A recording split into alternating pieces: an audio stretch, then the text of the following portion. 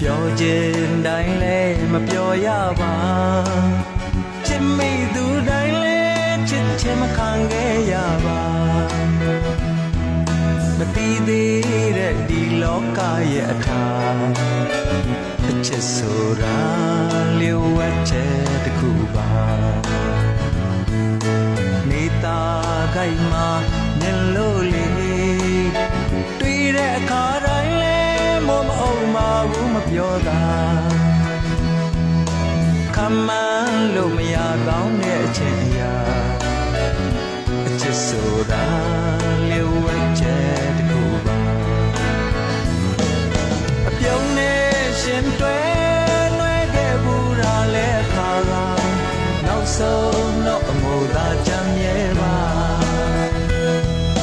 ကိုယ်အတွက်မှာတော့အချစ်စစ်ဆိုတာလေးထောက်ပါစေပေးဆိုင်ရခြင်းမှာယုံကြည်လွန်တဲ့ဒီအချစ်မှာဘဝတစ်ခုကိုယဉ်နီးမိနဲ့ရေနဲ့ကစားလာအနိုင်အရှုံးတော့ကိုယ်လည်းမသိသေးပါအချစ်ဆိုတာလျှို့ဝှက်ချက်တစ်ခု